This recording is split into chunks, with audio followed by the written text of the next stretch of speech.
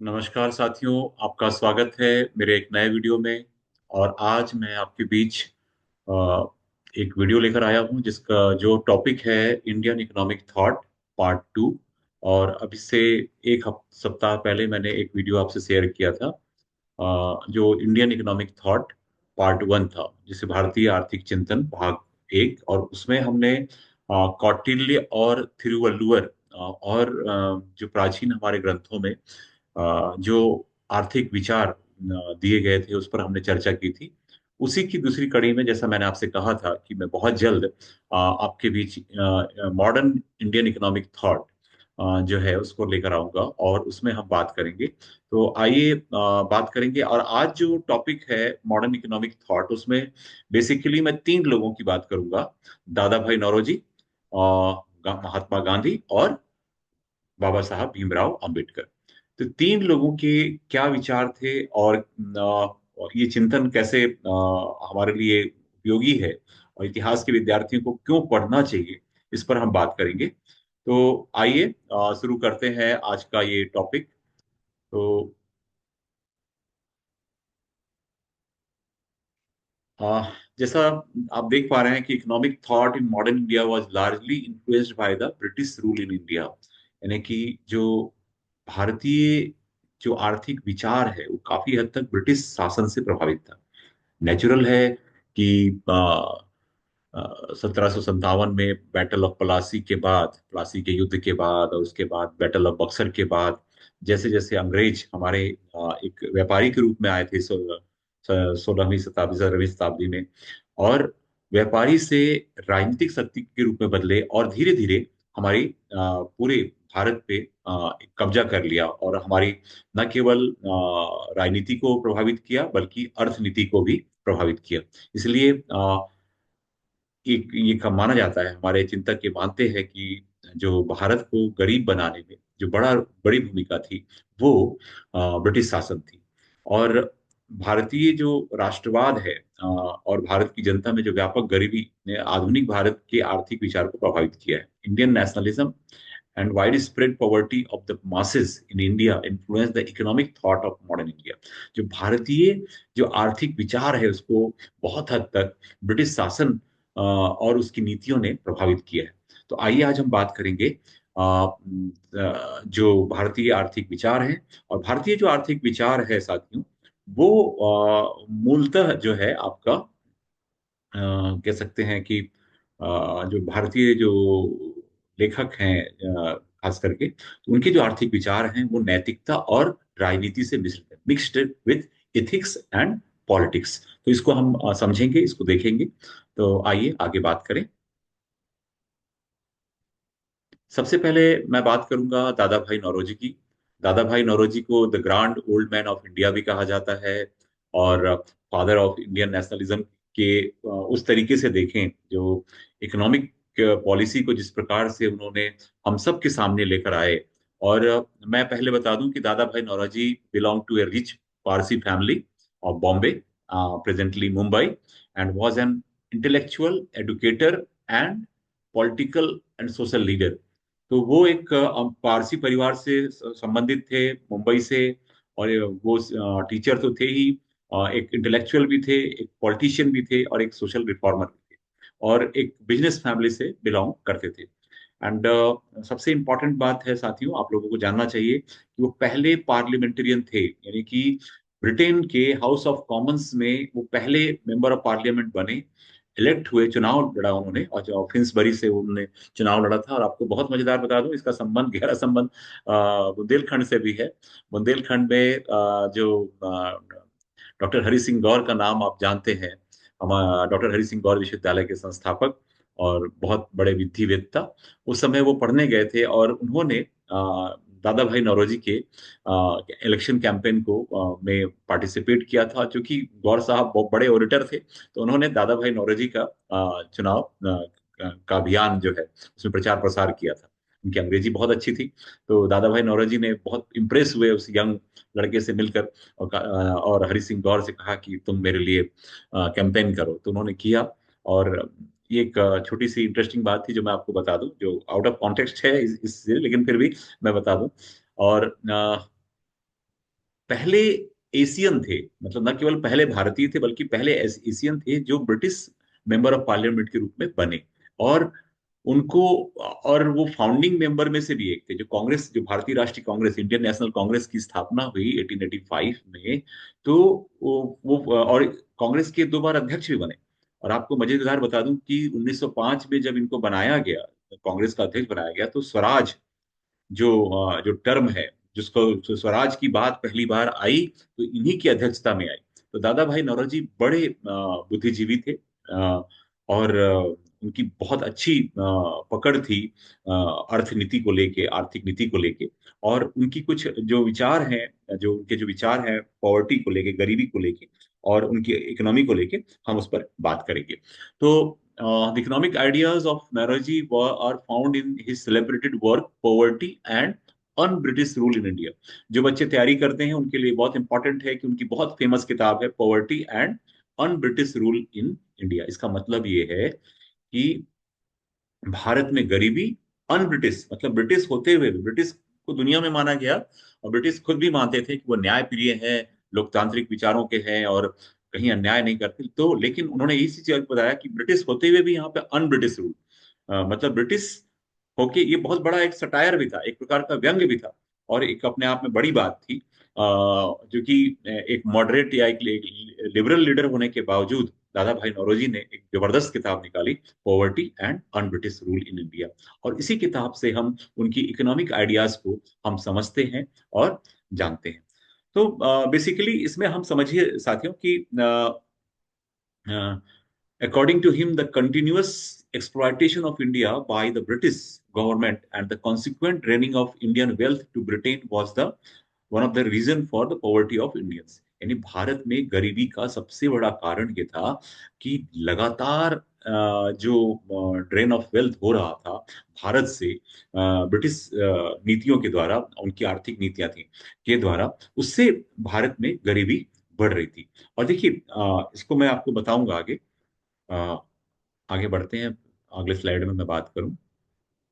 जब drain of wealth था क्या, इसको आप समझिए इस प्रकार से कि ड्रेन मतलब यहां से ले जाना। और एक जॉन सुलिवन हुए, उनका मैंने कोट नहीं दिया, और बहुत अच्छी बात उन्होंने की थी। जॉन सुलिवन ने कहा था कि अंग्रेजों की नीति ऐसे काम करती है जो गंगा से सोखती है, गंगा के पास से शोक कर लेती है, और टेम्स, यानी लंदन टेम्स नदी के किनारे बसा हुआ है, तो टेम्स के पास जाके निचोड़ देती है। यानी कि यहाँ की जो रिसोर्सेज हैं, इसको यहाँ से लेते हैं और टेम्स में के पास जाके निचोड़ देते हैं। तो इसी प्रकार की बात उन्होंने कही कि Dadabhai Naoroji knows of drain theory by which he focused on the drain of India's wealth to England through colonial rule. यानी कि औपनिवेशिक शासन के द्वारा जो अंग्रेजों के ने जिस प्रकार से धन को यहाँ से वहां ले गए, जो धन का जो बहिर्गमन या धन के निष्कासन का सिद्धांत दिया, ये बहुत जबरदस्त था। उन्होंने बताया the consequence of foreign domination was the drain of wealth of India to Britain, and Naoroji sought to prove that Britain was draining money out of India. और उन्होंने इसको बहुत सिस्टमेटिकली अपनी किताब the poverty and British rule of India में बताया कि कैसे अंग्रेज यहाँ से धन ले जा रहे थे। इसका एक उन्होंने टू वे तरीका बताया कि एक तो हमारे रिसोर्स, चाहे कोल हो, चाहे आयरन हो, चाहे कॉटन हो, चाहे इंडिगो हो, चाहे आपका टोबैको हो, चाहे ओपियम अफीम हो, चाहे जितने भी प्रकार के, मतलब हमारा कपास से लेके, लोहा से लेके, कोयला, हर वो जो चीज, जो जो सोर्सेस थे, वो तो ले ही जा रहे थे। प्लस यहाँ से जो कॉटन जा रहा था, वो उनकी फैक्ट्रीज थी। चूंकि आपका 18th सेंचुरी में इंडस्ट्रियल रेवोल्यूशन हो चुका था, और इंडस्ट्रियल रेवोल्यूशन के कारण ये हुआ कि बड़ी बड़ी मशीनें थी यूरोप में, इंग्लैंड में। अब मशीनें तो थी, लेकिन वो मशीनों को प्रोडक्शन करना था, प्रोडक्शन के लिए कच्चा माल कहाँ से आएगा। तो अब वो अपने कॉलोनीज, यानी कि अपने उपनिवेशों की तरफ फोकस कर रहे थे। उसमें से भारत एक बड़ा हिस्सा था, बड़ा बड़ा बाजार था, यहाँ से वो ड्रेन कर रहे थे। यहाँ से जो चीजें थी कॉटन का ही लेके जा रहे थे, बिना इसके, एक प्रकार से मुफ्त में ही लेके जा रहे थे, और हमारी ही चीजों को लेके वहां पे अपनी फैक्ट्रीज में बना के फिर हमें यहाँ पे दे रहे थे। इसका दोहरा नुकसान हुआ। इसको हम लोग थोड़ा सा समझे साथियों, क्या कहते हैं। Firstly, India is govern by foreign government. सबसे बड़ा ड्रेन ऑफ वेल्थ का बड़ा कारण रहा कि हम विदेशी सरकार द्वारा शासित थे। फिर दूसरा बोला कि secondly India does not attract immigrants which bring labour and capital for economic growth. दूसरा, भारत अप्रवासियों को आकर्षित नहीं करता जो आर्थिक विकास के लिए श्रम और पूंजी लाते हैं। फिर दूसरा है thirdly, India pays for Britain civil administration and occupational army. मतलब देखिए, इसमें कह रहा है कि चूंकि वो शासन कर रहे थे, तो भारत, दूसरे लोग यहाँ पे नहीं आ पा रहे थे, तो यहाँ पे जो हमारी रिसोर्सेज पे कब्जा कौन किया हुआ था? इंग्लैंड किया हुआ था। तीसरी बात है कि यहाँ के एडमिनिस्ट्रेशन को भी कब्जा किया हुआ है, सेना, और सारा जो और जो ब्रिटिश के जो लोग आए हुए हैं, चाहे प्रशासन में हो, सेना में हो, उनकी सैलरी कहाँ से जा रही है? हमारी इंडिया से जा रही है। उनका जो सैलरी है, जो ब्रिटिश यहाँ पे काम कर रहे हैं, जो व्यापारी हो, चाहे उनके प्रशासनिक अधिकारी हो, या जो सेना उन्होंने रखी थी, वो सारा का सारा पैसा कहाँ से जा रहा है? वो भारत से जा रहा है। उसका भुगतान भारत कर रहा है। फिर तीसरा है, India bears the burden of empire building in out of it borders. और मतलब उनका साम्राज्य निर्माण हो रहा है, हमारा जो है और उसका उसका जो बोझ है, हम सह रहे हैं, भारतीय सह रहे हैं। फिर बात कहते हैं कि fifthly, the opening the country to free trade was actually a way to exploit India by offering highly paid jobs to foreign personal. अब क्या हुआ? एक तो फॉरेन, जो एक तो फ्री ट्रेड था, और व्यापार अपने तरह अपने लिए, ये सिर्फ इंग्लैंड वालों के लिए ये फ्री ट्रेड था, और ईस्ट इंडिया कंपनी को था ही। और उनके जो आदमी हैं, वो बहुत हाई सैलरी पे यहाँ पे काम कर रहे हैं। तो एक प्रकार से डबल ड्रेन कर रहे थे वो हमारे यहाँ से। एट द एंड, लास्टली क्या है? The principal income earners would buy outside of India और leave with the money, as they were mostly foreign person. और वो क्या कर रहे थे? यहाँ से लेके जो आय अर्जन कर रहे थे, तो वो यहाँ पे इन्वेस्ट नहीं कर रहे थे, वो अपने यहाँ इंग्लैंड में। देखिए, मैं आपको बताऊं कि हमारे यहाँ पे हम लोगों को बहुत तकलीफ है। हम बात जब करते हैं तो हिस्ट्री में हम मुगलों को या दूसरे शासकों को खूब कोसते हैं, लेकिन आप याद रखिए कि मुगल यहाँ पे 300 350 साल शासन, 400 साल शासन किए, लेकिन मुगल आए थे हमारे यहाँ पे बाहरी आक्रमणकारी के रूप में, लेकिन यहीं रहे, यहाँ के रिसोर्सेज को यूज किया, यहीं पे मतलब उन रिसोर्सेज से यहीं पे चीजों को बिल्ड किया। तो मुगलों और अंग्रेजों में बड़ा अंतर है। इसके पहले जो भी आए, चाहे तुर्क आए, चाहे कोई और आए, हाँ, बीच बीच में कुछ लुटेरे आए, चाहे वो नादिर शाह आया हो, चाहे अहमद शाह अब्दाली आया हो, चाहे आपका मोहम्मद गजनवी आया हो, या आपका मोहम्मद बिन कासिम आया हो, ये सब लुटेरे थे। ये सब लुटेरे थे, तैमूर लंग लुटेरा था। लेकिन इसके अलावा यदि आप देखेंगे, तो जो लोग थे, चाहे मुगल्स थे, चाहे दिल्ली सल्तनत के लोग, या जिसको हम दिल्ली सल्तनत कहते हैं, वो जो लोग थे, वो यहीं आए, भारत में ही बढ़े, पले बढ़े, आगे बढ़े, और यहीं पे रिसोर्सेज को कोई कहे किया। यानी कि यहाँ का, ठीक है, वो शासन में थे, शासक थे, और शासक का चरित्र एक ही होता है, किसी धर्म का। तो बड़ा अंतर ये है अंग्रेजों में और मुगलों में, या पूर्ववर्ती जो शासक रहे उनमें बड़ा अंतर ये है कि वो यहाँ पे शासन तो किए, लेकिन यहां से चीजों को लेकर भी गए। मुगल्स नहीं लेकर गए, तुर्क नहीं लेकर गए। ये बड़ा अंतर है। इस बात को बहुत खूबसूरती से अपनी किताब the poverty and British rule in of India में बताया है दादा भाई नौरोजी ने। अब आगे बात करें साथियों कि दादा भाई नौरोजी जो है ने बताया था कि जब 19वीं शताब्दी की शुरुआत हुई, तो 3 मिलियन पाउंड जो जो धन का निष्कासन था, वो 3 मिलियन पाउंड था। 3 मिलियन पाउंड था, और जो कि 19वीं शताब्दी के अंत तक वो 30 मिलियन पाउंड तक पहुंच गए। उन्होंने बताया कि जो फ्री ट्रेड था, जो मुक्त व्यापार था अंग्रेजों का भारत में, तो वो उसने शोषण को मतलब बढ़ावा दिया, और इससे हमारे यहाँ पे जो चीजें, समस्याएं खड़ी हुई, उन चीजों के फिर उन्होंने जो और नौरोजी, जो दादा भाई नौरोजी बाद में जाकर जैसा वो ब्रिटेन में के साथ, ब्रिटेन में तो रहे वहां पे, लेकिन उसके बावजूद भी वो बहुत क्रिटिकल रहे, बहुत एक्सट्रीम पर चले गए उन्होंने। मतलब एक प्रकार से बहुत उन्होंने कठोर कमेंट किया ब्रिटिश शासन के ऊपर। वो हालांकि वो लिबरल लीडर थे, लेकिन उसके बावजूद उन्होंने बहुत कठोरता के साथ बताया, और ये बहुत बड़ी बात है। और उसके बाद उन्होंने कहते हैं कि उन्होंने कहा कि भारत और इंग्लैंड को अपनी सीमाओं के भीतर अपने लोगों को सभी वेतन देने चाहिए। यानी भारत और इंग्लैंड को अपनी सीमाओं के भीतर, यानी कि इंग्लैंड का आदमी है तो उसको अपनी सीमाओं में दे। फिर चूंकि फिर दूसरा क्या कहते हैं, एज द इंग्लिश मैन वे are paid reasonable salaries while they serve India. भारत में यदि आप काम कर रहे हैं, ठीक है, आप सैलरी दे रहे हैं, चलिए, लेकिन there was no need to pay pension to them. लेकिन वही आदमी जो रिटायर हो जा रहा है, लेकिन इंग्लैंड चला जा रहा है, आप उसको पेंशन इंडिया से दे रहे हो, दैट इज नॉट गुड।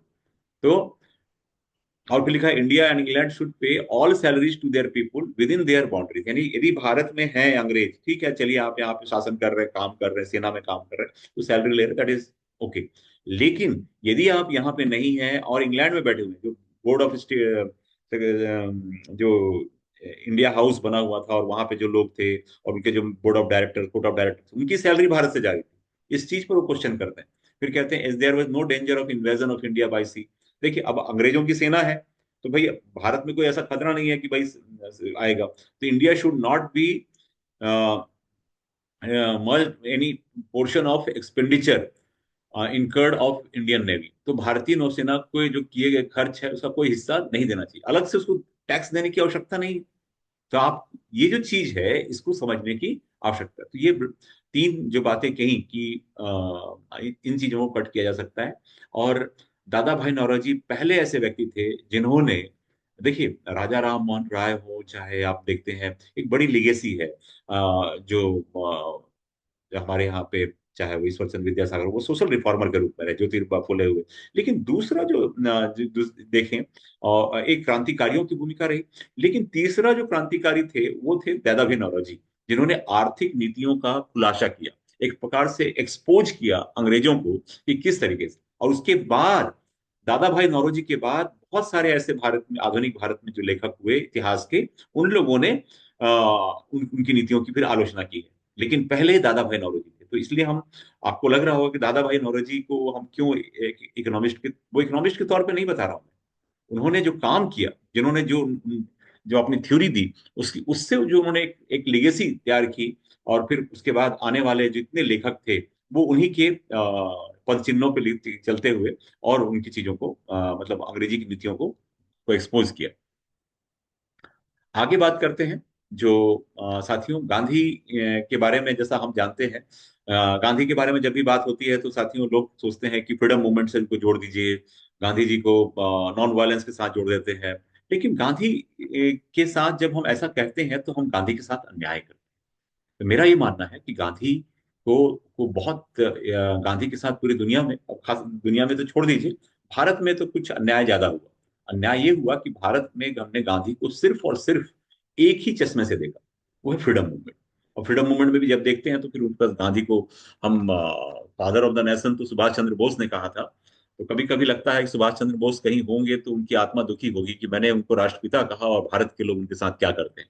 तो खैर सुभाष चंद्र बोस जहां भी होंगे, लेकिन आज वो खुश होंगे कि जब हम उनकी इकोनॉमिक आइडियाज पर बात कर रहे हैं और उस पर कर रहे हैं। हालांकि इकोनॉमिक आइडियाज को लेकर सुभाष बोस और गांधी के विचार समान नहीं थे। सुभाष बोस और नेहरू के विचार एक समान थे, यहाँ पे गांधी का विचार अलग है। अब देखिए क्या है गांधी का, ये जो आप फिगर देख पा रहे हैं, इसी पेरीफेरी में हम चीजों को समझेंगे कि गांधी किस तरीके से बात करते हैं। और गांधी की पूरी जो फिलॉसफी है वो आत्मनिर्भरता की है, सेल्फ सफिशियंसी की है। और गांवों को इंडिपेंडेंट गांव, यानी जो आज हम कहते हैं ना smart city, he was not talking about smart city, he was talking about smart villages, जहाँ पे हेल्थ होगा, हाइजीन होगा, एजुकेशन होगा, एम्प्लॉयमेंट होगा, वाटर होगा, सैनिटेशन होगा, सारी चीजें होंगी। गांधी इतने बड़े विजनरी थे। आज के लीडर हमारे स्मार्ट सिटी की बात करते हैं, but nobody is talking about the smart villages. Pandit Nehru ने भी नहीं किया। पंडित नेहरू से लेके वर्तमान में मोदी सरकार तक मतलब हम उसको नेग्लेक्ट किए हुए हैं। और यही दुर्भाग्य, यही त्रासदी है। एक बात आई, वोकल फॉर लोकल की बात आई जब कोरोना के समय में, तब हमको गांव याद आए। तो ऐसे क्यों नहीं याद आते गांव? क्यों हम शहरों के विकास की बात करते हैं, गांव के विकास की बात क्यों नहीं होती? और ये बात करने वाला कोई पहला आदमी था, दैट वाज गांधी। हालांकि गांधी के विचारों को कभी कभी बैलगाड़ी वाला युग का विचार कहते हैं। मजेदार बात बताऊं कि गांधी को बहुत बोलते हैं कि पागलपन की बात है, ये पॉसिबल नहीं है। गांधी जितना कहता है सब यूटोपिया है। यूटोपिया मतलब आदर्शवादी बात, ये हवा हवाई बात। गांधी की विचार जमीन पे नहीं ला सकते। लेकिन आपको बताऊं कि एक दिन दुनिया को गांधी के विचारों की तरफ लौटना पड़ेगा, उसी पैदल चलने वाले गांधी की तरफ, उसी बैलगाड़ी के युग वाले गांधी जो जिसको कहते हैं हम, उस गांधी की तरफ लौटना पड़ेगा। आज हम साइकिल चला रहे हैं ना हेल्थ के लिए, जापान और तमाम देशों में हो रहा है ना। हम लोग पॉल्यूशन की बहुत बात हो रही है, अल्टरनेटिव एनर्जी की बात हो रही है, गांधी की तरफ लौटना पड़ेगा, विज्ञान को भी लौटना पड़ेगा। विज्ञान रास्ता खोजना, उसको खोजना ही पड़ेगा, उसकी मजबूरी है। और गांधी बहुत बड़े विजनरी थे, चाहे किसी साइंटिस्ट से कहें, उससे उससे भी बड़े विजनरी। आइए आज मैं वो किसी और दिन में बात करूंगा आपसे गांधी के उस विजन के बारे में। आज मैं कुछ और बात करता हूँ गांधी के इकोनॉमिक आइडियाज पे। आइए आगे बढ़ते हैं।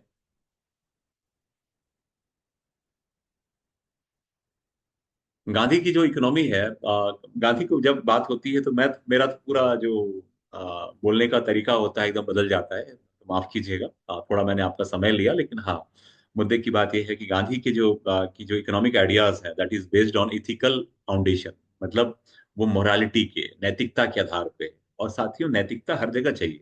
यदि जीवन में संबंधों को ही बनाना है तो वहां भी आपको मोरली हाई होना होगा, वैसे ही समाज में भी है, और अर्थनीति में भी। तो गांधी की पूरी नीति जो है वो इथिक्स के आधार पे है। तो उन्होंने कहा कि non violent humanistic socialism, Gandhi की जो जो है अहिंसक मानवतावादी समाजवाद। अहिंसक, जहां किसी प्रकार का राज्य हिंसा नहीं करेगा। राज्य जो है, स्टेट जो है, वो जनता में डिसेंट्रलाइज करेगा, ये सारी बातें हैं। और उन्होंने उन्होंने दो चीज है, rejection of violent class war. उन्होंने वायलेंट क्लास वॉर को अपोज किया है। And promotion of socio economic harmony, socio economic harmony की बात की है। सामाजिक आर्थिक सद्भाव की बढ़ावा देने की बात की है। और गांधीयन इकोनॉमिक्स की बात जब हम देखते हैं साथियों, तो promote spiritual development and harmony with rejection of materialism। Gandhi materialistic world का, या मेटेरियलिज्म जो है, जो भौतिकतावाद है, उसके उसको अस्वीकार करते हैं। देखिए, पूरी दुनिया आज आज जो है वो कंज्यूमरिस्ट है, वो भोक्तावादी है और मेटेरियलिस्ट है। हम लोग मतलब कह सकते हैं कि भौतिकतावादी ज्यादा हो रहे हैं, और इसके कारण उपभोग ज्यादा बढ़ रहा है। और उपभोग ज्यादा बढ़ेगा तो फिर हम नेचर के साथ खिलवाड़ करेंगे, नेचर के साथ खिलवाड़ करेंगे तो होगा क्या? कुल मिला के फिर हमको मतलब हम विनाश की तरफ बढ़ रहे हैं। तो ये गांधी उसी प्रकार से उनके जो जो पूरी पॉलिसी है उसी को लेके है। तो गांधीयन इकोनॉमिक्स जो वर्ड है, गांधीयन अर्थशास्त्र की जो बात है, ये पहली बार करते हैं उनकी बहुत प्रिय जेसी कुमारप्पा। जेसी कुमारप्पा ने बहुत अच्छा काम किया है। यदि आपको किताब पढ़नी होगी, किताब का नाम अभी मैं नहीं बता पा रहा हूँ, लेकिन हाँ, किसी और दिन चर्चा करूंगा। जेसी कुमारप्पा ने गांधीयन इकोनॉमिक्स पर बहुत अच्छा काम किया, और वो गांधीवादी थे। गांधी के विचारों को सबसे अच्छे तरीके से किसी ने पोर्ट्रे किया है अपनी लेखनी में, तो जेसी कुमारप्पा है। और उन्होंने बताया कि कैसे गांधीयन आइडियोलॉजी पॉसिबल है। Gandhian ideology is not utopia. Utopia means आदर्श नहीं है, हवा हवाई नहीं है। तो ये बात कुमारप्पा कहते हैं। और उनकी इकोनॉमी का जो चार फंडामेंटल है, ट्रुथ, सत्य, second is non violence, and third is dignity of labour, श्रम का महत्व, एंड फोर्थ इज सिंप्लिसिटी। यदि आप ये चार चीज करते हैं, उनकी इकोनॉमी मतलब उसको आप समझ सकते हैं। तो Gandhi believed in simple living and high thinking. यदि आप सिंपल लिविंग में है और आपका विचार उच्च है, ये इसको बहुत करते हैं। और गांधी अपोज कैपिटलिज्म। आप देख पा रहे हैं, गांधी अपोज करते हैं कैपिटलिज्म को, यानी कि गांधी पूंजीवाद का विरोध करते हैं। लेकिन मानव श्रम, जो जो कौन से पूंजीवाद का विरोध करते हैं? जो मानव श्रम के शोषण का विरोध करते हैं। मार्क्स और गांधी में एक बड़ा अंतर है। मार्क्स कैपिटलिस्ट के खिलाफ बोलता जरूर है, लेकिन इंडस्ट्रियलाइजेशन के खिलाफ नहीं बोलता। मार्क्स कैपिटलिस्ट के खिलाफ बोल रहा है, इंडस्ट्रियलिस्ट के खिलाफ नहीं बोल रहा। यहां अंतर है। गांधी दोनों के खिलाफ बोल रहे हैं। और गांधी बता रहे हैं कि वो मशीन, मैं आपको आगे बताऊंगा, कि मैं अगले स्लाइड में बताता हूं। आइए बात करते हैं, उसमें बात करूंगा मैं। गांधी का जो सबसे जो मेन फंडा था वो था self sufficient village and Sarvodaya. मतलब जो आत्मनिर्भर गांव और सर्वोदय की बात करते थे। गांव आत्मनिर्भर होंगे, जहाँ पे सब कुछ होगा, पानी होगा, ड्रिंकिंग वाटर फैसिलिटी होगी, हेल्थ होगा, हाइजीन होगा, एजुकेशन होगा, और employment. That this is Gram Swaraj. आज जो ग्राम पंचायत है ना, हम कहते हैं पंचायती राज आ गया, गांधी का राज आ गया। No no no, this is not Gandhi raj. ये तो करप्शन राज आ गया। जो करप्शन का जो नीचे तक फ्लो हो गया, this is not Gandhian gram swaraj. Gandhian gram swaraj अभी नहीं है। ये तो करप्शन का स्वराज हो गया। मतलब जिस प्रकार से वो चीजें आई हैं। तो खैर, गांधीयन जो इकोनॉमिक्स है उसमें जो बात करते हैं, फिर कहते हैं कि सर्वोदय यानी सबका उदय, सब सब का होगा, सारे होंगे उसमें। ऐसा नहीं कि ये पैसे वाला है जिसका नहीं होगा, सब सबका अपना होगा। और सबकी जो बेसिक चीजें हैं वहां से वो जो मिनिमम चीजें हैं उसे क्रम मिलेगा। और ग्राम स्वराज उनका सबसे आइडियलिस्टिक जो थॉट है वो उनका ग्राम स्वराज। और उसमें वो खादी को एक एग्जाम्पल के तौर पे बताते हैं कि खादी एक इम्पॉर्टेंट है, हर आदमी को अपने लिए कपड़ा खुद काटना चाहिए और ये करना चाहिए। फिर सर्वोदय का मतलब है सर्वोदय वेलफेयर फॉर ऑल, सबके वेलफेयर के लिए काम करें। फिर उसमें ये कहते हैं decentralisation of political and economic power कैसे होगा। इन्हीं गांवों को जब हम सशक्त बनाएंगे और गांव को जब हम सेल्फ सेल्फ सफिशिएंट बनाएंगे, तब जाके हम डिसेंट्रलाइजेशन हो पाएगा पॉलिटिकल और इकोनॉमिक पावर का। और वो ग्राम स्वराज और सेल्फ रूलिंग विलेजेस का वो समर्थन करते हैं। ठीक है। तो देखिए, आजाद भारत के आज 75 साल हो गए, लेकिन हम उस प्रकार गांधी के सपने को पूरा नहीं कर पाए। क्यों नहीं कर पाए? क्योंकि हमने गांधी को कभी सीरियसली लिया ही नहीं। इसलिए नहीं लिया क्योंकि उसमें हमारा हमारा हित नहीं था। क्योंकि गांधी गांधी के साथ जाना वो तो बहुत कठिन रास्ता है भाई। सिंपल लिविंग और हाई थिंकिंग, ये कहने में अच्छा लगता है, बट प्रैक्टिकली ये पॉसिबल नहीं है। क्योंकि तो हमको मर्सिडीज चाहिए, बीएमडब्ल्यू चाहिए, है ना, और तमाम चीजें चाहिए। तो ये कहना बहुत आसान है कि simple living and high thinking. Gandhi के साथ जाना, गांधी का कोई रास्ता आसान नहीं। इसलिए गांधी को भारत में हमने नकार दिया, जैसे बुद्ध को नकार दिया। जैसे हमने कहा ना कि बुद्ध को हमने भारत से निष्कासित कर दिया, उसके विचारों को निष्कासित कर दिया, ठीक उसी प्रकार से गांधी को भी हमने निष्कासित इसलिए कर दिया क्योंकि जैसे बुद्ध का रास्ता कठिन हो सकता है, सत्य अहिंसा वाला रास्ता, वही रास्ता तो आपके गांधी का था। इसलिए गांधी को भी हमने बाहर कर दिया। और गांधी जो है एक्सटेंसिव जो मशीनरी है, जो अर्बनाइजेशन है और जो औद्योगिकरण है, उसका वो विरोध करते हैं। मशीनरी का, शहरीकरण का और औद्योगिकरण। और देखिए, आजाद भारत के जो हमारे जो दो तीन प्रणेता हैं, तीनों की, मैं इसमें किसी को क्रिटिसाइज नहीं कर रहा हूं, लेकिन नेहरू की बात करें, सुभाष बोस की बात करें, चाहे अंबेडकर की बात करें, ये तीनों लोग, तीन जो जो जो अल्टरनेटिव है, मशीनीकरण, फिर शहरीकरण और औद्योगिकरण, इसका सपोर्ट करते हैं। गांधी इसका नहीं कर रहे। मजे की बात। और देश गांधी के रास्ते से नहीं चला, गांधी इन तीनों के रास्ते से, नेहरू के रास्ते से, सुभाष के रास्ते से और अम्बेडकर के रास्ते से चला। देश बहुत आगे गया, हम कह सकते हैं बहुत आगे गया। लेकिन आप यदि आंकड़े देखेंगे तो वो डराने वाले, इकोनॉमिक्स के ही आंकड़े देखेंगे तो डराने वाले ये है कि जो हम जितनी हमारी गरीबी थी वो प्रतिशत बढ़ा है, भुखमरी जो है बड़ी है, बिलो पॉवर्टी लाइन हम लोग बढ़े हैं। हम लोग कुछ कह सकते हैं, कुछ आंकड़े बहुत आपको आकर्षित कर सकते हैं, लेकिन कुछ आंकड़े आंकड़े डराने वाले भी, तो इसको समझना पड़ेगा। तो और 75 साल हो गया, अभी भी हम गरीबी से हम निजात नहीं पाए, भूख से निजात नहीं पाए, सबको घर नहीं दिला पाए, सारे के पास छत नहीं है। मिनिमम जो है, जो आवश्यकताएं हैं, आज भी लाखों करोड़ों लोग ऐसे हैं जो सड़कों पे, जिनके पास छत नहीं, खाने को नहीं। तो ये कुछ प्रश्न है जो गांधी की इकोनॉमिक्स को क्या कह सकते हैं, उसको रेलेवेंट बनाते हैं। आइए बात करते हैं आगे। मैंने कहा गांधी की जो मशीनरी का है, गांधी कहते हैं कि बड़ी मशीनरी है उसको मतलब वो खराब मानते हैं, उसको पाप के रूप में देखते हैं। और कहते हैं कि उसका विरोध भी किया, उन्होंने अपोज भी किया। और गांधी कहते हैं कि गांधी छोटी मशीनरी के खिलाफ नहीं है, जैसे सिलाई का मशीन है तो उसका खिलाफ नहीं है, चश्मा है भी एक प्रकार का है, घड़ी बताते हैं जो हम वॉच पहनते हैं, तो उसको वो खराब नहीं मानते। लेकिन जो बड़ी बड़ी इंडस्ट्रीज हैं वो क्या कर रही है, ह्यूमन लेबर को रिप्लेस कर रही है। और ह्यूमन लेबर को रिप्लेस करने वाला हर वो मशीन खराब है। क्यों? क्योंकि भारत जिस जैसे देश में आज हम 140 करोड़ हैं, गांधी के समय का जो भारत है वो 20 करोड़ का भारत था। 7 गुना भारत बढ़ा है। गांधी उस जमाने में विरोध कर रहे थे, यानी कि गांधी इस चीज को बहुत अच्छे समझ रहे थे कि हमारे यहाँ ह्यूमन रिसोर्स बहुत है, मानव संसाधन बहुत है, यानी काम करने वाले हाथ बहुत हैं, इनको काम चाहिए, नहीं कि ऐसे मशीन चाहिए जो काम को रिप्लेस कर दे। और आज एआई के जमाने में तो और खतरा है। एआई के जमाने में, रोबोटिक्स के जमाने में, तो गांधी को तो हम पूरी तरह से दोबारा खत्म करने का प्लान कर रहे हैं, खड़ा कर रहे हैं। जहां पे जिस देश में 140 करोड़ लोग हैं, बेरोजगारी इस चरम पे है, और वहां पे हम कह रहे हैं कि एआई आएगा और रोबोटिक्स आएगा, तो ह्यूमन लेबर यहाँ भी रिप्लेस होगा। ह्यूमन लेबर मतलब सिर्फ मिट्टी काटने वाला नहीं, वो हर प्रकार का हो सकता है। और एआई के आने के बाद तो फिर बड़ी संख्या में, मतलब मैं इसको डराने की बात नहीं कहता हूं, लेकिन जो स्टडीज आ रही हैं वो जरूर डराना। ये बात सही है कि कंप्यूटर के आने से बेरोजगारी नहीं बढ़ी, लेकिन हाँ, एक बड़े पैमाने पे एक साइलेंट बेरोजगारी आपको दिखाई देगी कि एक बड़ा बड़ा तबका बेरोजगार। एआई भी आएगा तो आपको लगेगा कि नहीं सब कुछ ठीक चल रहा है, लेकिन आप जब देखेंगे तो जमीन के अंदर बिलो तो आपको दिखाई देगा कि नहीं यार, चीजें हो रही हैं। अमीर और अमीर होते जा रहा है, गरीब और गरीब होते जा रहा है। तो गांधी जो है बड़े स्केल की जो इंडस्ट्रीज है उसके खिलाफ है।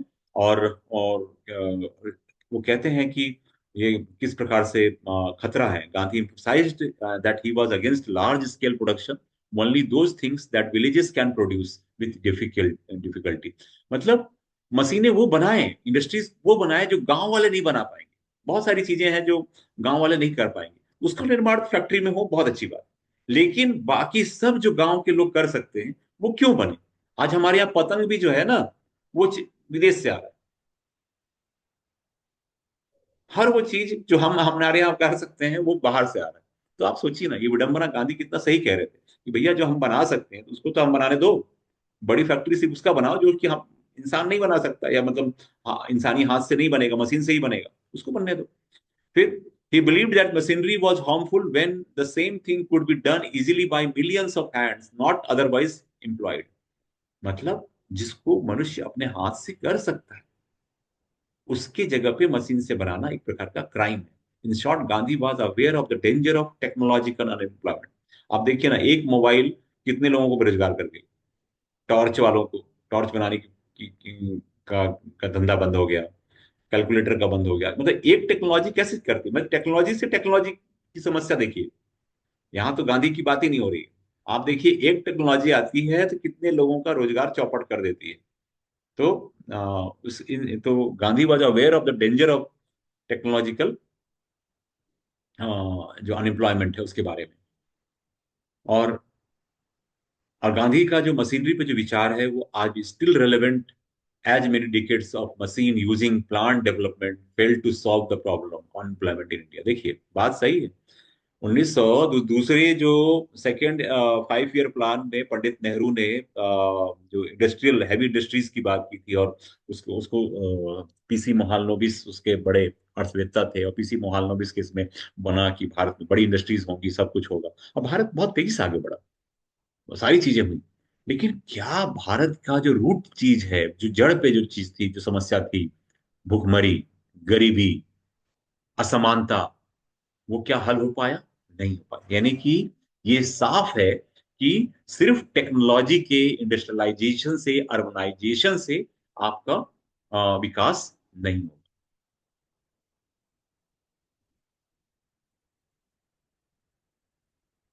गांधी जो इंडस्ट्रियलाइजेशन पे जो विचार करते हैं वो कहते हैं कि मैंने बताया, ये कुछ सारी चीजें पॉइंट्स के रूप में आप देख पा रहे हैं कि वो इंडस्ट्रियलाइजेशन के खिलाफ थे, और बड़े लार्ज स्केल के प्रोडक्शन के खिलाफ थे। गांधी जो ये मानते थे कि जो कैपिटलिज्म है, described industrialisation as a manifestation of capitalism, यानी कि पूंजीवाद का ही अभिव्यक्ति बताया उन्होंने। और उन्होंने कहा कि इसके बजाय क्या करना चाहिए, instead of he suggested development of village industry as it will promote the welfare of all. इसकी जगह पे क्या करना चाहिए, ग्रामीण उद्योगों को विकास देना चाहिए जिससे कि वेलफेयर होगा सभी का। और फिर क्या है, मशीनरी बहुत तो की कीमत पर कुछ लोगों को समृद्ध करेगी। Machinery would enrich the few at the expense of many, and he believe that it would result in the concentration of economic power in the hands of a few. And he believed that large scale industries will destroy the handicrafts in villages, and Gandhi advocated state ownership of public utility। ध्यान रखिएगा कि कुछ जो बड़ी industries हैं वो सरकार के हाथों में। अब क्या हो रहा है, हर चीज जो, देखिए, जो शुरुआती जब हम देश आजाद हुआ था ना, तो हमने क्या किया था, हमने मिक्स इकोनॉमी का अपनाया था। बहुत सारा पब्लिक सेक्टर था जो गवर्नमेंट के हाथ में था, और कुछ जो है प्राइवेट सेक्टर को रखा था। अब हम सारा पब्लिक सेक्टर धीरे धीरे धीरे, इवन हमारा डिफेंस से लेके बहुत सारे सेक्टर में हम प्राइवेटाइजेशन को लेकर आ रहे हैं। उसका दुष्परिणाम वो बहुत जल्दी आपको दिखेगा, है ना, और दिख ही रहा है। और उसको आप समझ पाएंगे। फिर गांधी डिसेंट्रलाइजेशन की बात करते हैं, और जैसा कि non violence was the basic principle of Gandhi's life, and he advocated decentralised economy. Decentralised economy मतलब His rationalize includes production at large number of places on a small scale. यानी कि हर गांव में प्रोडक्शन, ऐसा नहीं कि एक जगह पे सब कुछ प्रोडक्शन। फैक्ट्री में क्या होता है, एक फैक्ट्री में लाखों के तादाद पे चाहिए होता है, वो कहते हैं कि नहीं नहीं नहीं, एक जगह पे बिल्कुल नहीं करना है, हर गांव अपना प्रोडक्शन करेगा ना भाई। हमको साबुन बनाना है, हम हर हर गांव में बनाएंगे, हमको अगरबत्ती बनानी है, हम गांव में बनाएंगे, हमको कोई चीज बनाना है, टुकनी बनानी है, हम अपने गांव में बनाएंगे। तो ये है कि thus Gandhi wanted A production by masses, not mass production, मतलब लोगों के, बहुत सारे लोगों के द्वारा काम, उनको काम मिले, वो प्रोडक्शन करें, ना कि मास प्रोडक्शन, यानी कि एक साथ उत्पादन ना हो उसकी जगह पे। ये इसकी बात कहते हैं। He wanted the revival of cottage industries, यानी कि कुटीर उद्योगों का पुनरुद्धार चाहते थे। गांधी चाहते थे कि कुटीर उद्योगों का पुनरुद्धार हो। फिर कहते थे ब्रेड लेबर, जिसको हम कहते हैं रोटी के लिए श्रम। He believed in the dignity of human labour, वो मानव श्रम को बहुत महत्व देते थे। He believed that God created man to eat his bread by the sweat of his brow, यानी कि जो अपना पसीना बहाता है इंसान, उससे वो रोटी अर्न करे तो उसका, उसकी मिठास अलग है। बाय ब्रेड लेबर, यानी कि बॉडी लेबर को ब्रेड लेबर यानी कि body labour. Gandhi meet manual labour, Gandhi preached practised the gospel of manual. उन्होंने, गांधी ने शारीरिक श्रम को बहुत महत्व दिया और कहा कि हर आदमी को मेहनत करना चाहिए, चाहे वो कितना बड़ा पूंजीपति हो, उसको भी कुछ ना कुछ श्रम करना चाहिए, कुछ ना कुछ लेबर, कुछ ना कुछ काम करना ही चाहिए। और देखिए लास्ट में होता क्या है कि जो पैसे वाले लोग हैं, जब उनका हेल्थ खराब होता है तो वो मेहनत का काम नहीं करते, वो जाते हैं जिम में, वहां भी पैसा खर्च करते हैं, और फिर उसके बाद फिर अपनी बॉडी को मेंटेन करते हैं। देखिए, तो गांधी को, अल्टीमेटली आप गांधी की तरफ जा रहे हैं, लेकिन रास्ता दूसरा है। तो गांधी कह रहे हैं भैया, तुमको जिम में पैसे खर्च करने की क्या जरूरत है, उसके पहले ही मेहनत कर लो ना, आप ऐसे ही ठीक हो जाओगे। हर आदमी के लिए श्रम करना जरूरी है। फिर फाइनली जो उनका जो एक सिद्धांत है, जो ट्रस्टीशिप का सिद्धांत, जनरली लोग क्रिटिसाइज करते हैं डॉक्ट्रिन ऑफ ट्रस्टीशिप को, कि गांधी का ट्रस्टीशिप एक फेल्युअर था। लेकिन मेरा मानना है कि गांधी का ट्रस्टीशिप आज भी एक अच्छा एक उपाय है इकोनॉमी को ठीक करने के लिए। Gandhi has developed the doctrine of trusteeship to provide alternative Marxian socialism, मार्क्सवादी जो समाजवाद है उसका विकल्प देता है। वो कहते हैं कि जो पूंजीपति है ना, वो पूंजीपति ठीक है, उसका अपना धन है, उसके पास अपना पैसा है, लेकिन पूंजीपति जो है उसका मालिक नहीं होगा, क्योंकि वो पूंजी कहां से कमाया, आप ही के देश से कमाया ना। तो वो सब चीज का नहीं है, वो उतने का मालिक है जितना उसकी जरूरत है। उसकी जरूरत यदि ज्यादा है तो ठीक है, अपनी पूर्ति कर ले, लेकिन उसके जो लाभ में वो सबका सबका समान बंटवारा। वो एक ट्रस्टी है।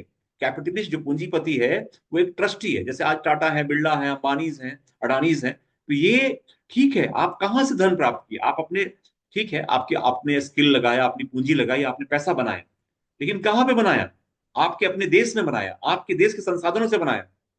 तो देश के संसाधनों पे हक किसका होना चाहिए, उसके लाभ पे किसका हक होना चाहिए, यहाँ के लोगों का होना चाहिए। तो गांधी कहते हैं कि वो सिर्फ ट्रस्टी होगा, और अपने जितना उसको जरूरत है अपने जीने के लिए, अपने आवश्यकताओं के लिए, अपने लेवल के हिसाब से उतना वो लेगा, बाकी वो अपने लोगों में उसको वितरित कर देगा। Gandhi desired the capitalists to become trustees of the nation by running their businesses efficiently for the welfare of the people. अच्छा, इसमें बात देखिए, उसकी पहले लाइन जो, the rich man should consider him as a trustee of the society for all the wealth he accommodated. जो समाज में जो उसने धन बनाया है, उसका वो ट्रस्टी मान ले वो, और वो वेलफेयर ऑफ द नेशन के लिए काम करे, लोगों के साथ मिलकर काम करे। तो ये बहुत बड़ी बात है। लेकिन जो गांधी के जो क्रिटिसाइज करते हैं, वो कहते हैं गांधी गांधी सन की था, और गांधी का ये विचार एकदम पॉसिबल ही नहीं है। क्यों नहीं हो सकता? अजीम प्रेमजी फाउंडेशन को देखिए, बिल गेट्स फाउंडेशन को देखिए, टाटा को देखिए। टाटा टाटा चैरिटी में कितना काम कर रहा है। टाटा टाटा ग्रुप्स जितने अभी है, आप देखेंगे, टाटा के कैंसर के हॉस्पिटल से लेकर तमाम चीजें, और गरीबों के लिए काम कर रहा है वो। तो ऐसे हैं, हमारे ऐसे पूंजीपति भी हैं भारत में। घनश्याम दास बिरला ने और जमनालाल बजाज ने उस समय फ्रीडम मूवमेंट में बहुत सारा, जब आपको क्या लगता है कि जो अहिंसक आंदोलन ऐसे ही चले हो जाता है क्या? जब किसान मजदूर सड़क पे उतरते थे तो पैसा कौन दे रहा था? यही व्यापारी दे रहे थे। क्यों दे रहे थे? इसलिए नहीं दे रहे थे कि मैं आजादी के बाद हमको बहुत कुछ ऐसा हो जाएगा। वो इसलिए दे रहे थे कि आजाद, कम से कम हम जो व्यापार कर रहे हैं, हम आजाद भारत में करेंगे। और वो कर रहे थे। तो घनश्याम, चाहे वो बिरला हो, चाहे उस समय टाटा रहे हो, बजाज रहे हो, ये लोग उस समय के जो जो जो कैपिटलिस्ट थे, उनमें ये नैतिकता थी। और गांधी की उस ट्रस्टीशिप को वो कर रहे थे। और कुछ कुछ है आज भी, अजीम प्रेमजी फाउंडेशन जो है वो उसका बहुत बड़ा उदाहरण है। बहुत सारे लोग चैरिटी करते हैं और अपने अपने साथ में इन चीजों को कर रहे हैं। तो क्यों नहीं हो सकता? सारे कैपिटलिस्ट क्यों नहीं वैसे हो सकते? जब हम ऐसा करेंगे तो शायद ट्रस्टीशिप का सिद्धांत जो है वो बहुत जबरदस्त होगा और सक्सेसफुल होगा। तो हम कभी कभी क्या होता है कि जो क्रिटिसिज्म करने वाले जो लोग हैं, जब हम गांधी को करें चाहे अम्बेडकर, किसी को भी क्रिटिसिज्म करना हो तो हम एक्सट्रीम पे चले जाते हैं और उसमें पॉजिटिव साइड नहीं देखते हम। मुझे लगता है कि ट्रस्टीशिप का मैंने पॉजिटिव साइड देखा है। और मैंने मैंने मेरा जो अपना एक नजरिया रहा है कि हम कर सकते हैं, समाज के लिए अच्छा कर सकते हैं। जब हम समाज से ही कमा रहे हैं, हम समाज को दे भी सकते हैं और ये दिया जा सकता है।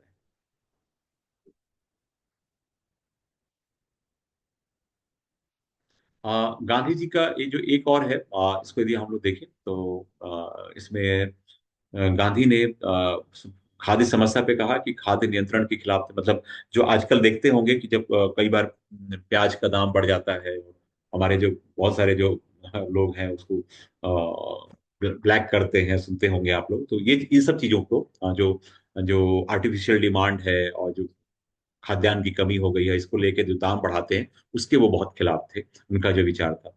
और वो जनसंख्या नियंत्रण के पक्ष में थे, लेकिन जबरदस्ती या सरकार के द्वारा नियंत्रण कराने के पक्ष में नहीं थे। वो किसी कॉन्ट्रासेप्टिव पिल्स या किसी के माध्यम से नहीं, बल्कि आत्म नियंत्रण के द्वारा, शिक्षा के द्वारा इसके पक्ष में थे। इस तरीके से गांधी के जो विचार हैं, फिर गांधी का जो 100% मद्य निषेध, यानी शराब है या जो नशा की चीजें हैं उसको हमको बैन करना चाहिए। गांधी इसलिए आप देखेंगे, इसलिए आजाद भारत में हमने सिंबॉलिकली एक दो स्टेट में शराब नहीं बिकती है। लेकिन ये अलग बात है कि शराब नहीं बिकती है, लेकिन वहां पे फिर भी शराब पाई जाती है। लेकिन गांधी का विचार था कि ऐसा कोई व्यापार नहीं करना चाहिए जिससे कि बुराई से, मतलब हम लाभ से ज्यादा हम बीमारी बेच रहे हो। तो वो इन सब चीजें थी। तो गांधीयन जो आप देखेंगे, गांधीयन पूरी जो इकोनॉमिक्स है वो कुल मिला के उस पे है, एथिकल व्यूज पे है। अब आते हैं एक बड़े क्रांतिकारी व्यक्ति गांधी के बाद और लगभग उनके समकक्ष, डॉक्टर भीमराव अम्बेडकर, बाबा साहब। आप लोग ऐसे तो जानते होंगे बी आर अम्बेडकर को संविधान निर्माता के रूप में, संविधान के पिता के रूप में। लेकिन बड़े ही इंटरेस्टिंग बात यह है और जानने की बात यह है कि वो उतने ही बड़े आर्थिक चिंतक भी थे और आर्थिक विचारक भी थे। उन्होंने बहुत सारे अपने विचार दिए। और बाबा साहब अम्बेडकर को जैसा आप लोग जानते हैं कि वो एक प्रकार से कह सकते हैं कि उन्होंने जो अपना रिसर्च किया उसमें प्रॉब्लम ऑफ ए रुपी, यानी कि रुपये की समस्या पर उन्होंने अपना डॉक्टरेट की उपाधि प्राप्त की। फिर उन्होंने वो एमए उन्होंने किया, थीसिस भी लिखा था, एंशियंट इंडियन कॉमर्स पे उन्होंने काम किया। फिर एमएससी लंदन से किया, उसमें the evolution of the provincial finance in British India. उन्होंने लगभग बाबा साहब भीमराव अम्बेडकर एक दलित चिंतक विचारक तो थे ही, और दलितों के उद्धार के लिए उन्होंने काम किया। लेकिन इसके साथ उनका जो बड़ी उपलब्धि है जिस पर हम लोग बात नहीं करते हैं बाबा साहब भीमराव अम्बेडकर के, तो वो है उनके आर्थिक विचार पर हम बात नहीं करते हैं। तो आज साथियों, मुझे मौका मिला है और आपसे बात करने का। बाबा साहब भीमराव अम्बेडकर जो है वो एक प्रकार से कह सकते हैं क्रांतिकारी दिखाई देते हैं हमको आर्थिक चिंतक के रूप में। जैसे वो क्रांतिकारी थे दलित चेतना के लिए, और एक प्रकार से जो शोषित हैं, पीड़ित हैं, उनको उत्थान के लिए, उसी प्रकार से वो क्रांतिकारी दिखाई देते हैं हमको आर्थिक विचारक के रूप में। और उन्होंने हिल्टन यंग कमीशन के सामने भी बहुत सारा जो रुपए की समस्या है, मुद्रा की जो समस्या है, उस पर उन्होंने बात की। और वो जो है जो जमीनों की, जो छोटी छोटी जो जमीनें हैं, जो और जो सामूहिक खेती है ना, जो स्मॉल होल्डिंग्स है, कलेक्टिव फार्मिंग है, लैंड रेवेन्यू है, और जमींदारी जो प्रथा है उसको समाप्त करने के लिए ऐसे इन सब विषयों पर उन्होंने बहुत गंभीरता से बात की है। अंबेडकर बिलीव करते हैं कि strongly believe that the fundamental cause of India's backward economy was the delay in changing the land system. जो भूमि व्यवस्था थी वो उसकी उससे वो संतुष्ट नहीं थे। और आप देखेंगे संविधान में जो पहला संशोधन भी हुआ वो भूमि व्यवस्था को लेकर किया गया। और और एक चीज और बात बता दें कि जो लैंड होल्डिंग्स थी वो इक्विटेबल नहीं थी, समान नहीं थी। उसमें बहुत अलग अलग था। किसी के पास 1,000 एकड़ जमीन है तो किसी के पास 2 एकड़ भी नहीं है, और बहुत सारे तो भूमिहीन है। तो ये जो चीज थी, इस समस्या से वो बहुत चिंतित थे और बहुत गहरे से चिंतित थे। इसलिए वो इस समस्या को लेकर वो बताते हैं कि ये बड़ा कारण है गरीबी का, कि जमीन सबके पास एक समान नहीं। एक के पास 1 एकड़ भी नहीं है, एक के पास 1000 एकड़ है। ये तो बहुत बहुत अन्याय है। और वो जो जिसके पास जमीन नहीं है, वो 1000 एकड़ वाले के पास बंधुआ मजदूर है। तो ये कुछ समस्याएं थी जिसको उन्होंने अम्बेडकर ने बहुत खूबसूरती से अपने लेखनी के माध्यम से, अपने लेखों के माध्यम से, अपनी किताबों के माध्यम से किया है। और वो वैज्ञानिक उनका जो जो उनका जो इकोनॉमिक प्रॉब्लम को सॉल्व करने का था, condemnation of such extreme views of laissez faire and scientific socialism and mixed economy was the corner stone of his economic idea. उनका जो ये था कि मिश्रित अर्थव्यवस्था होनी चाहिए, जिसमें थोड़े सा सामाजिक, मतलब गवर्नमेंट का भी अपना ये हो, पब्लिक सेक्टर का भी हो, और प्राइवेट, मतलब मिक्स इकोनॉमी की बात वो करते हैं। आइए आगे बात करते हैं। अंबेडकर की जो फिलॉसफी है, जो आर्थिक दर्शन है, वो बेसिकली मिक्स्ड इकोनॉमिक यानी सोशलिज्म यानी समाजवाद पर आधारित, स्टेट ओनरशिप ऑफ इंडस्ट्री, यानी कि अ, उद्योग होंगे जिन पे सरकार का होगा, जो गांधी भी कह रहे थे। गांधी भी, आप यही बात मैंने कहा था कि स्टेट ओनरशिप ऑफ इंडस्ट्री। तो ये बात पंडित नेहरू के समय भी हुआ कि हमारे जितने भी बड़ी बड़ी steel authority of India limited बना, कोल इंडिया लिमिटेड बना, है ना, बाल्को बना, एल्युमिनियम की कंपनियां, नाल्को, बाल्को, हिंडाल्को, आप देखेंगे जितनी बड़ी कंपनियां थी, हाल, हिंदुस्तान एरोनॉटिक्स लिमिटेड, फिर भेल, भारत हैवी इलेक्ट्रिकल लिमिटेड, ये सारी जो इंडस्ट्रीज बनी, तो पंडित नेहरू ने जो है अम्बेडकर की जो विचार था, या गांधी का जो विचार था, उन्हीं चीज को कि इन बड़ी मशीनों का जो अथॉरिटी होगी वो गवर्नमेंट के पास होगी, वो दिखाई देता है। फिर जब हम स्टेट सोशलिज्म की बात करते हैं, तो वो कहते हैं Ambedkar believe that state should own and run की इंडस्ट्रीज। मतलब, और ये सन 2010-15 तक तो हम ये देख ही रहे हैं कि जो जो बड़ी इंडस्ट्रीज हैं, हालांकि अरुण शौरी जो मंत्री रहे डिसइन्वेस्टमेंट मिनिस्टर अटल बिहारी वाजपेयी की सरकार में, तो पहले ऐसे मंत्री बने जिन्होंने, जिनको कि उनका काम था डिसइन्वेस्टमेंट, जो हमारी पब्लिक सेक्टर थे उसको प्राइवेट सेक्टर को हाथ में जाना था। जहाँ ये बताया गया कि घाटे पे चल रही है, तो उसका हमने पुनरुद्धार नहीं किया, हमने उसको, हमें हमें समस्याओं पर नहीं काम किया। हमने उसको समस्या ये समझा कि भैया इसको सीधा बेच दो प्राइवेट में। तो प्राइवेट के हाथों में हमने उसको देना बेहतर समझा। तो खैर, तो उनका कहना था कि जो की इंडस्ट्रीज है, जो महत्वपूर्ण है, रक्षा के मामले हैं और जो भारी उद्योग है, वो सरकार के पास होना चाहिए, and the state should control agriculture. और इनका ये भी मानना था कि कृषि को भी नियंत्रित कौन करेगा, वो सरकार करेगी, सरकार का नियंत्रण होना चाहिए उस पर, है ना। फिर अंबेडकर बिलीव दैट, और लेकिन अब बात आ रही है कि एग्रीकल्चर को भी हम प्राइवेट सेक्टर की तरफ खोल रहे हैं, और ये खतरा है। Ambedkar believe that state socialism was very necessary for rapid industrialisation. उनका मानना था कि जो राज्य समाजवाद है, जो जो समाजवाद है, वो उसके लिए जरूरी है, तेजी से औद्योगिकरण के लिए जरूरी है, और धन के न्याय, इक्विटेबल डिस्ट्रीब्यूशन ऑफ वेल्थ, यानी लोगों को इक्विटेबल यानी समान रूप से वितरण के लिए जरूरी। और फिर वो believe that the state should plan the economic life of the people to maximise productivity. और स्टेट जो है, राज्य जो ये तय करेगा कि लोगों की अधिकतम उत्पादकता हो, बढ़े, और उसकी भागीदारी बढ़े। और वो मैंने कहा कि वो औद्योगिकरण के पक्ष में थे।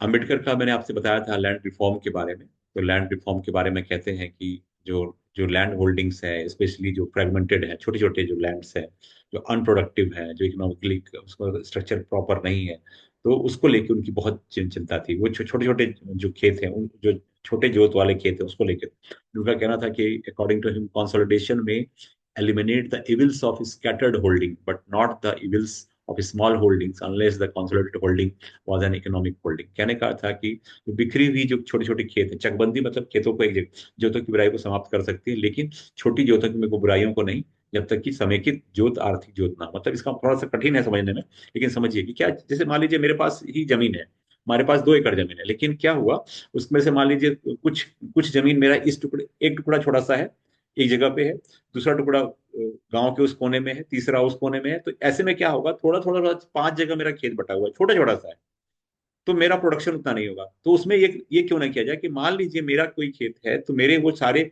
छोटे टुकड़े को एक जगह कर दिया जाए। इससे क्या होगा कि मेरे पास एक साथ 2 एकड़ जमीन होगी, दो एकड़ पे मेरा काम अच्छा होगा, मैं उसका देखभाल अच्छा कर पाऊंगा, तो मेरी प्रोडक्टिविटी बढ़ जाएगी। इस बात को वो कह रहे हैं। उस इसको लेके जो स्मॉल होल्डिंग्स थी उसको, उन चीजों को फिर अम्बेडकर बिलीव करते हैं कि land reforms and cooperative societies were necessary to improve agriculture. और लैंड रिफॉर्म भी चाहिए, और कृषि में सुधार के लिए सहकारी समितियां जरूरी है। जो आज भी देखते हैं कोऑपरेटिव सोसाइटीज हैं बहुत सारी, जिला सहकारी समितियां देखते हैं, जिला वनोपज समितियां देखते हैं, जिला कृषि उपज समितियां देखते हैं। ये जो विचार थे, ये डॉक्टर अंबेडकर के ही थे। और उनका कहना था कि जो छोटे जो जोत वाले जो खेत हैं, जो छोटे छोटे खेत हैं, जो लैंड होल्डिंग्स हैं, उनको इन सहकारी समितियों के द्वारा उनको मैनेज किया जाना चाहिए, है ना। फिर इससे क्या होगा, छिपी हुई जो जो रोजगार है जो कृषि में, अच्छा देखिए क्या होता है, खेती कृषि का जो छिपा हुआ रोजगार, मतलब समझ रहे हैं आप, hidden employment of labour in agriculture. मतलब क्या होता है कि खेती हमारे साल भर नहीं होती। अभी मान लीजिए बरसात के समय हुआ तो 3 महीना हम तो खेत में काम करेंगे, चलिए कट हो जाएगा। लेकिन उसके बाद फिर हम खाली बैठे, फिर 3 महीना मान लीजिए हम उधर काम किया, फिर वहां पे खाली, मतलब साल में हम 6 महीने तो खेत में काम कर रहे हैं, लेकिन 6 महीने खाली बैठे। तो हम ये जो 6 महीने खाली बैठे, तो हमारे 6 महीने जो एग्रीकल्चर लेबर है वो खाली बंदा क्या करेगा, तो उसको कुछ काम होना चाहिए ना। तो उसको कैसे एम्प्लॉयमेंट मिले, चाहे इंडस्ट्रीज में मिले, चाहे उससे संबंधित किसी काम में मिले, तो उसके बारे में भी चिंता व्यक्त करते हैं बाबा साहब अम्बेडकर।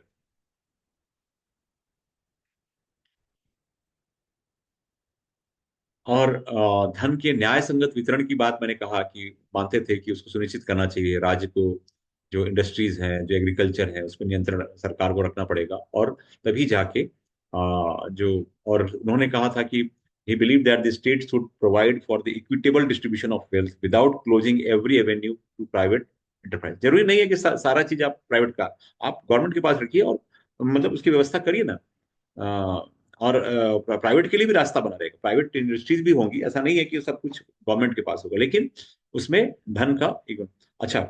इसके बाद जो बहुत महत्वपूर्ण है साथियों, मैं बता दूं, वो ये है कॉन्सेप्ट ऑफ आरबीआई, यानी कि जो रिजर्व बैंक ऑफ इंडिया, जो कहते हैं बैंकर्स बैंक, जो बैंक होते हैं, बैंकों को रेगुल, भारत में आज जितने भी बैंक हैं, नेशनलाइज्ड बैंक हैं या प्राइवेट बैंक हैं, उन सारे बैंक को एक बैंक रेगुलराइज करता है, या उसको मॉनिटर करता है, या उनकी सारी चीजों गतिविधियों को देखता है, वो है रिजर्व बैंक ऑफ इंडिया।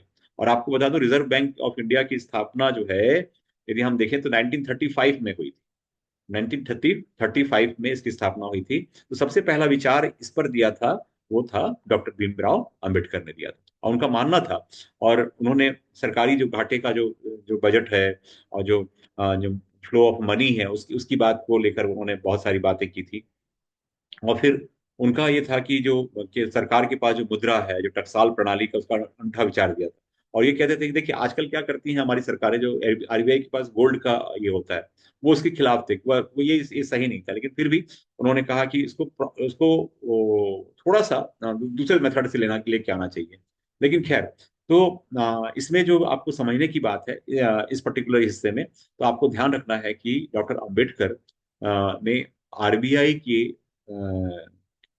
जैसा एक कॉन्सेप्ट, आरबीआई का काम क्या है आपको थोड़ा समझ में आएगा कि रिजर्व बैंक में आप अपना पैसा जमा कर सकते हैं ना, निकाल सकते हैं। रिजर्व बैंक आम आदमी के लिए नहीं है। रिजर्व बैंक के अंदर भारत के जितने भी बैंक हैं, सारे प्रकार के बैंक, नेशनलाइज हो, प्राइवेट हो, जिला सहकारी बैंक हो, कोऑपरेटिव बैंक हो, सारे प्रकार के बैंक उसके अंतर्गत आते हैं। वो देखता है कि ये प्रॉपर काम कर रहे हैं कि नहीं। उनका जो ब्याज दर है वो भी वो निर्धारित करता है ना। आपने एसएलआर और बहुत सारा, आपने बहुत सारा रिवर्स रेपो रेट आपने सुना होगा। तो ऐसे ऐसे बहुत सारे या बैंक रेट कहलाता है। तो रिजर्व बैंक को बैंकर्स बैंक कहा जाता है, बैंकों का बैंक कहा जाता है ना। तो वो, और किसी बैंक की रेटिंग क्या करनी है नहीं करनी है, सारी चीजें वो रिजर्व बैंक देता है। किसी बैंक को परमिशन देना है नहीं देना, ये सारा काम रिजर्व बैंक का काम। तो रिजर्व बैंक की जो स्थापना में का जो विचार था, जो महत्वपूर्ण सुझाव था, वो बाबा साहब अम्बेडकर का था। और इसके अलावा जो सबसे बड़ा जो कंट्रीब्यूशन मैं मानता हूँ बाबा साहब अम्बेडकर का था, वो लेबरर्स के लिए था, यानी कि श्रमिकों के लिए था। वो कहते थे कि जो कैपिटलिज्म है उसको, यदि हमको सब को यदि कंट्रोल करना है, तो फिर हमको थोड़ा सा ट्रेड यूनियन को ट्रेड यूनियन के जो मूवमेंट्स हैं उनको सपोर्ट करना पड़ेगा, उनके स्ट्राइक्स को सपोर्ट करना पड़ेगा। तो इस प्रकार से वो देखते थे। और लेबर पार्टिसिपेशन मैनेजमेंट को वो देखते थे। वो लेबर श्रमिकों की भागीदारी की वकालत करते थे। और उनके लिए रोजगार कार्यालय, उनके लिए जो परमानेंट वर्कर से वेलफेयर एक्टिविटीज हैं, कॉन्सिलेशन है, ट्रेड डिस्प्यूट है, इन सब के लिए वो करते थे। और आपको बता दूं कि उनकी हालांकि हमारे यहाँ इंडियन फैक्ट्री एक्ट और ब्रिटिश गवर्नमेंट के समय से थे, लेकिन उसमें भी बाल श्रम को लेके और उनकी छुट्टियों को लेके, उनके छुट्टियों के अधिकार को लेके, इसके अलावा महिला महिला जो कर्मचारी हैं उनके लिए बड़ा उन्होंने काम किया। मैटरनिटी लीव जिसको कहते हैं, मातृत्व अवकाश। तो आजकल जो सरकारी संस्थानों में महिलाओं को मातृत्व अवकाश मिलता है या बेबी केयर मिलता है बच्चों के देखभाल के लिए, ये जो विचार थे ये भी मूलतः आपके बाबा साहब भीमराव अंबेडकर के थे। वो ऐसा क्यों हुआ? क्योंकि उन्होंने खूब दुनिया की किताबों को पढ़ा और इकोनॉमिक्स में उनकी गहरी रुचि थी और उन्होंने ये सुझाव दिया। तो आज हम बहुत आभारी हैं बाबा साहब भीमराव अंबेडकर का, जिन्होंने अपने न केवल असमानता के खिलाफ बल्कि श्रमिकों के लिए, गरीबों के लिए, और आम आदमी के लिए उन्होंने अपने विचार, अपने चीज काम से एक प्रकार से आज के हमारे आर्थिक विचार को प्रभावित किया। तो साथियों, ये तो था आज। इसमें हम एक लास्ट जो बात करूं, हाँ, एक इसके पहले उन्होंने जो हमारे इंडस्ट्रीज हैं उसके नेशनलाइजेशन ऑफ इंडस्ट्रीज, जो हमारे जो उद्योग हैं उनको नेशनलाइज करने की बात कर रहे थे कि इससे फायदा क्या होगा कि in the view of Ambedkar development of India is not possible without industrialisation. मतलब इंडस्ट्री के बिना नहीं हो सकता। Industries are helpful for creating huge employment opportunities and large scale production of goods and services. यहाँ पे कॉन्ट्राडिक्ट हो रहा है गांधी एंड, देखिए, लेकिन क्योंकि गांधी का थॉट अलग है, गांधी का विजन मैंने बताया कि बहुत लॉन्ग टर्म में और आज नहीं। ठीक है, अंबेडकर और नेहरू या सुभाष बोस जो सोच रहे थे वो एक हम जैसे जो सामान्य लोग हैं जिस प्रकार से सोचते हैं उसी प्रकार से उनका भी। लेकिन अ, ये उस समय की परिस्थितियों के हिसाब से बेस्ट था कि जो राज स्केल प्रोडक्शन होना चाहिए, सब चीजें होनी चाहिए। लेकिन उनका कहना था कि जो इंडस्ट्रीज है का ओवरऑल इसका एक क्या करना चाहिए, इनको नेशनलाइज करने का मतलब जानते हैं क्या होता है? सरकार के अंतर्गत, सरकार के नियंत्रण में। ऐसा नहीं कि ये मनमानी कर सके। तो ये इस चीज का वो बहुत मतलब उसका पक्ष रखते हैं। और इसके लिए जैसे हमारे यहाँ इंश्योरेंस है, तो जैसे LIC है आपका, है ना, बैंकिंग है, ये इसको ये नेशनलाइज होना चाहिए। और इसलिए आप देखिए कि इंदिरा गांधी ने 1969 में उस समय के जो बड़े बैंक थे उनको रातों रात नेशनलाइज किया। तो इंदिरा गांधी को बड़ा ये मिला, मतलब आजादी के बाद उनको समय लगा, क्योंकि हमारे जितने बैंक थे वो नेशनलाइज नहीं थे। स्टेट बैंक को छोड़ने के बाद स्टेट बैंक 1949 में हुआ। तो लेकिन इन सारे बैंकों को नेशनलाइज किया। तो ये विचार जो था वो उसी प्रकार से इंडस्ट्रीज को नेशनलाइज करने की बात जो कर रहे थे वो बाबा साहब भीमराव अम्बेडकर कर रहे थे। तो साथियों, मैंने अभी जो बात की आप लोगों से, तो ये सारे मुद्दे, चाहे गांधी की बात की मैंने, चाहे दादा भाई नौरोजी की बात की, चाहे अम्बेडकर की बात की, ये तीन अलग अलग विचार थे। जब हम दादा भाई नौरोजी की बात करते हैं तो दादा भाई नौरोजी ने गरीबी की बात की और उसके ड्रेन ऑफ वेल्थ की बात की। गांधी ने इथिकल और मॉरल जो इकोनॉमिक्स है उसकी बात की। और अम्बेडकर एक रिवोल्यूशनरी स्टेट सोशलिज्म की बात करते हैं, इंडस्ट्रियलाइजेशन की बात करते हैं, वेलफेयर ऑफ लेबर्स की बात करते हैं। तो मुझे उम्मीद है कि आज का ये वीडियो आपको पसंद आया होगा, आपको अच्छा लगा होगा। तो like my channel and share comment and जो कहते हैं, मैं जनरली नहीं कहता हूँ लेकिन हाँ मैं कहता हूँ कि आप पसंद आया तो बिल्कुल शेयर करिए, लाइक करिए, कमेंट करिए। Thank you so much for watching.